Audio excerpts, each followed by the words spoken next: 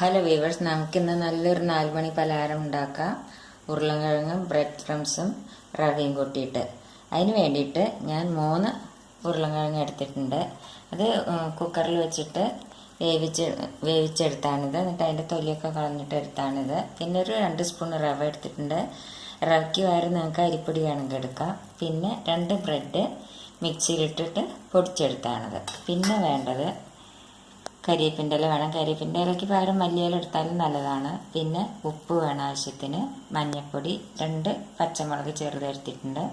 പിന്നെ കുറച്ച് കാശ്മീരി മുളക് പൊടി എടുത്തിട്ടുണ്ട്. ഇനിയിപ്പോൾ ഈ പച്ചമുളക് എടുത്തിട്ടില്ല, നിങ്ങൾക്ക് മറ്റ് മുളക് പൊടി എടുക്കാവുന്നതാണ്. അത് പക്ഷെ നമ്മുടെ എരിവിനനുസരിച്ച് നമ്മളത് എടുക്കണം. ഇനി നമുക്കത് എങ്ങനെയാണ് ഉണ്ടാക്കുന്നത് നോക്കാം. ആദ്യം നമുക്ക് ഈ ഉരുളൻകിഴങ്ങ് ഒരു പാത്രത്തിലിട്ട് നല്ലപോലെ ഒന്ന് പൊടിച്ചെടുക്കണം. നമുക്കൊരു പാത്രം എടുത്തിട്ട് അതിലേക്ക് നമുക്ക് ഈ ഉരുളക്കിഴങ്ങ് നല്ലപോലെ ഒന്ന് പൊടിച്ചെടുക്കാം. ഇതേമാതിരി കൈ കൊണ്ട് നന്നായിട്ട് പൊടിച്ചെടുക്കണം. അപ്പോൾ കുക്കറിൽ വെച്ച് വേവിക്കുമ്പോൾ നല്ലപോലെ വേവണത്. ഇല്ലെങ്കിൽ നമുക്കിത് നല്ലപോലെ പൊടിച്ചെടുക്കാൻ പറ്റില്ല, ഓരോ കഷ്ണങ്ങളൊക്കെ ഉണ്ടായിക്കൊണ്ടിരിക്കും. ഇനി നമുക്ക് നന്നായിട്ടൊന്ന് പൊടിച്ചെടുക്കട്ടെ. ഇനി നമുക്കിതിലേക്ക് ഈ മുളക് പൊടി, മഞ്ഞൾപ്പൊടി, പച്ചമുളക് ചെറുതായി നുറുക്കിയത്, കരിവേപ്പിൻ്റെ അതും കൂടി ഒന്ന് ഇട്ടിട്ട് ഒന്നും കൂടി ഒന്ന് നല്ലപോലെ ഒന്ന് മിക്സ് ചെയ്യാം.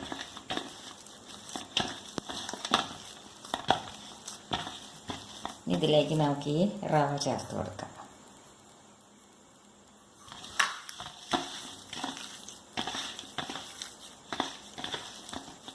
ഇതിലേക്ക് നമുക്ക് ഈ ബ്രെഡ് ക്രംസില്ലേ അത് നോക്കിയിട്ട് ഇട്ട് കൊടുക്കണം. നമ്മുടെ കയ്യിൽ ഒട്ടി പിടിക്കാൻ പാടില്ലത്.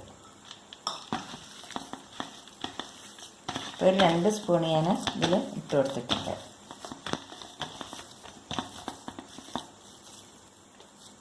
കുറച്ചും കൂടി നമുക്ക് ഇട്ട് കൊടുക്കാം.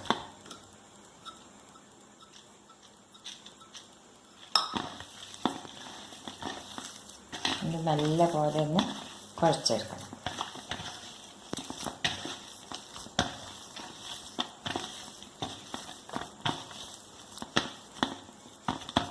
ഇത് ഉരുട്ടുമ്പോൾ കയ്യിലിങ്ങനെ ഒട്ടിപ്പിടിക്കാൻ വേണ്ടില്ല, അതാണ് ഇതിൻ്റെ പാകം.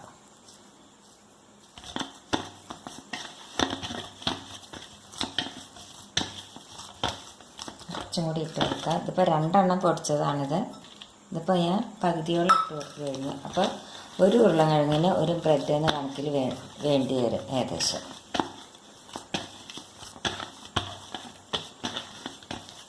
ഇനി നമുക്കിതിലേക്ക് ഈ ഉപ്പ് ഇട്ട് കൊടുക്കാം.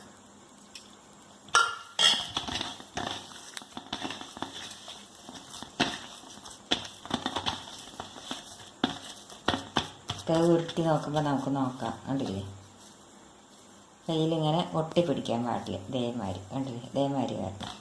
ഇനി ഞാൻ കൈ ഒന്ന് കഴുകട്ടെ, എന്നിട്ട് നമുക്കത് എങ്ങനെയാണ് ഉണ്ടാക്കുന്നതെന്ന് നോക്കാം. നമുക്കിത് ഓരോന്നും എടുത്തിട്ട് ഉരുട്ടി എടുത്തിട്ട് നമുക്കിതിങ്ങനെ ഇതേമാതിരി എടുക്കുക. എന്നിട്ട് കയ്യിൽ വെച്ചിട്ട് ഇങ്ങനെ ഒന്ന് അമർത്തി കൊടുക്കുക.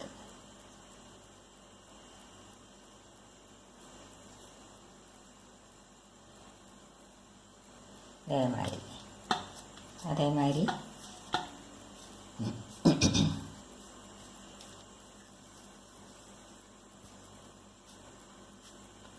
അല്ലേ, ഞാൻ അമർത്തുമ്പോൾ നല്ല റൗണ്ട് മാതിരി വന്നു.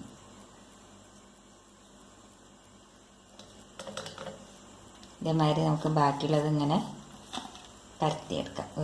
ഒരു ചീനച്ചട്ടി അടുപ്പത്ത് വെച്ച് അതിൽ ഞാൻ എണ്ണ ഒഴിച്ചു കൊടുത്തിട്ടുണ്ട്. നമുക്ക് എണ്ണ ഒന്ന് ചൂടായി ഒന്ന് നോക്കാം. എണ്ണ ചൂടായിട്ട് വരുന്നേ ഉള്ളൂ. ചൂടായതാണെങ്കിൽ അതിങ്ങോട്ട് പൊങ്ങും. എണ്ണ ചൂടായി അതിലേക്ക് നമുക്കിത് ഓരോന്ന് ഇട്ട് കൊടുക്കാം.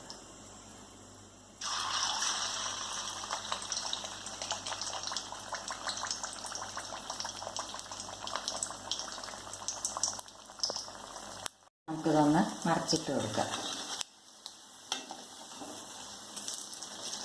കണ്ടില്ലേ, കളറെല്ലാം മാറി.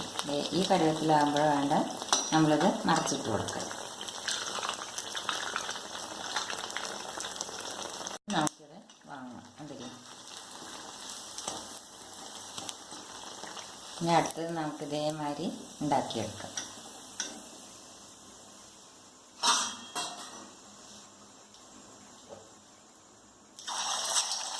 ഇടുമ്പോൾ നമ്മൾ ഹൈ ഫ്ലെയിമിലാണ് ഇടുക. പിന്നെ അത് നമ്മൾ മീഡിയം ഫ്ലെയിമിൽ ആക്കിയിട്ട് വയ്ക്കണം. ഇപ്പം നമ്മുടെ നല്ലൊരു 4 മണി പലഹാരമായ പൊട്ടാറ്റോ കട്ട്ലറ്റ് റെഡിയായി. ഇത് ആരെങ്കിലും വരികയാണെങ്കിൽ എല്ലാം പെട്ടെന്ന് ഉണ്ടാക്കിയെടുക്കാൻ പറ്റുന്ന നല്ലൊരു റെസിപ്പിയാണ്. അത് എല്ലാവരും ട്രൈ ചെയ്ത് നോക്കുമല്ലോ.